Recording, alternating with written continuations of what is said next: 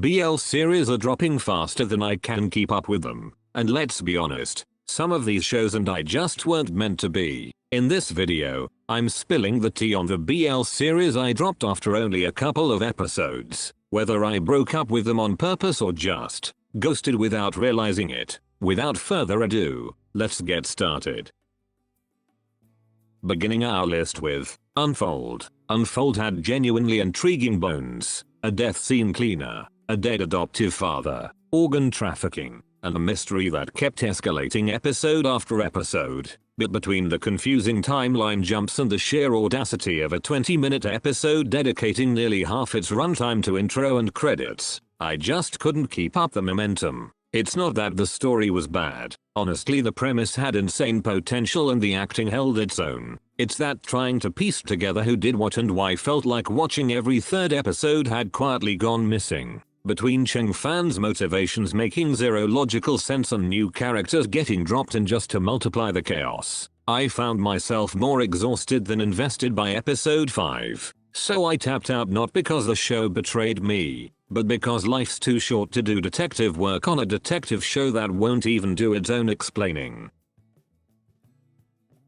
Next on our list, Fix the Error. A Grim Reaper, a school setting, a fugitive plot twist, and a love triangle all crammed into 6 episodes of about 10 minutes each. Fix the Error had a genuinely fun premise, decent visuals, and a lead actor who did surprisingly well for a first role, so it's not like the show betrayed me outright. My real problem was the runtime itself, with the story juggling Grim Reaper politics, a brother's death, a fallen Reaper subplot, and 2 guys somehow both falling for Jihan. There just wasn't enough time for any of it to breathe, let alone for me to feel anything real between the leads. I wasn't mad, just tired of blinking and missing 3 plot developments because the episode was already over before I could process the last one. So I stepped away, not out of frustration with the show being bad, but because watching a soup of underdeveloped ideas rush past me every 9 minutes stopped feeling like entertainment and started feeling like homework.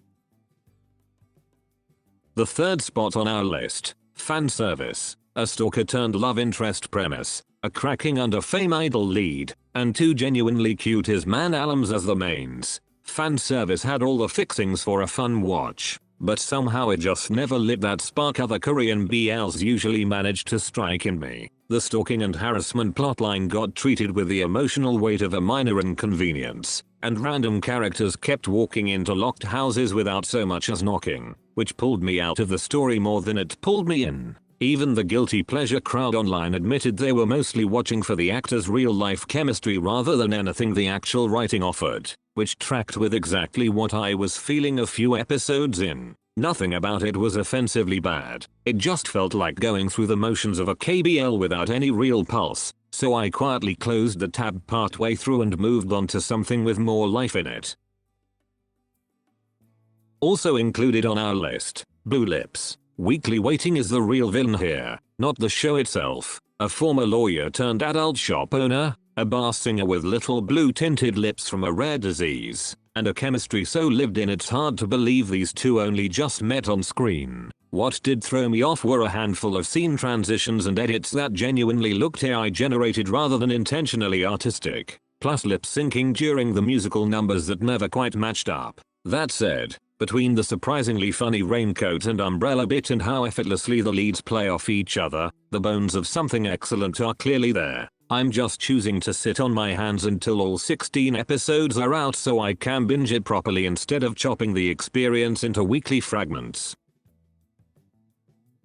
Up next we have Awakening the Steppe. Something about Awakening the Steppe never quite clicked for me. Even with those sweeping Mongolian grassland shots doing every ounce of heavy lifting they possibly could, the romance between the wounded traveler and the carefree vet moved at a pace that skipped past actual connection, jumping from strangers to soulmates to business partners in what felt like the length of one conversation and a suspiciously convenient tent scene. I kept waiting for an emotional beat to actually land, but the story never slowed down long enough to earn any of it, leaving me more confused about the timeline than invested in the couple. Gorgeous scenery can only carry a show so far, and in the end I quietly stepped away, not because it was bad, but because it never gave me a reason to stay.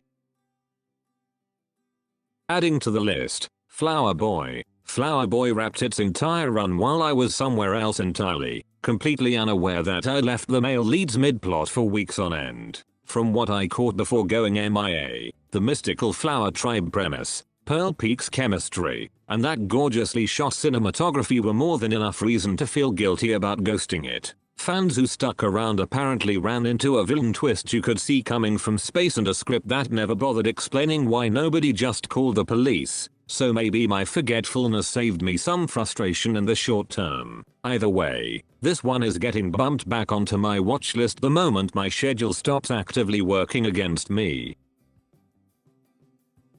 Continuing down the list, The Boy Next World, My Destiny. Coming back to The Boy Next World a year after finishing the Thai original, I still walked into this Japanese remake already knowing every twist, which made it hard to feel the same spark fans of a fresh watch clearly did. Fans are wildly split on this one, some calling the quieter pacing and toned down writing a genuine improvement over the original's messier plot, while others insist the Boss-Noel chemistry and expanded story simply can't be matched by 10 shorter episodes and noticeably tamer kissing scenes. Since I already knew the parallel world twist, the unrequited love reveal, and how the mother's arc resolved, revisiting the same beats with a new cast just didn't pull me in the way it clearly did for people watching it cold. It's less that the remake did anything wrong and more that a story I'd already lived through once didn't feel worth a second trip when there's a whole watch list of new stories waiting.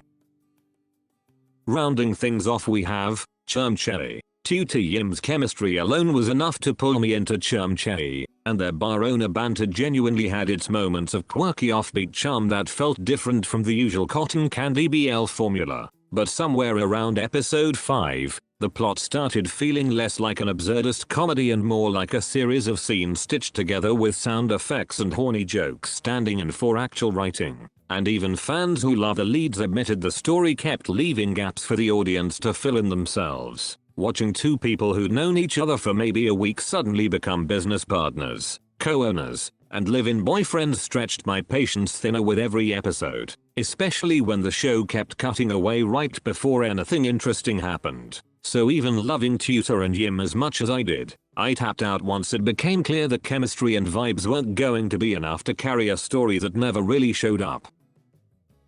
Which BL series you actually dropped in 2026? Let me know in the comments, and if you're looking forward to binge next, check out my most recommended list on the pinned comment.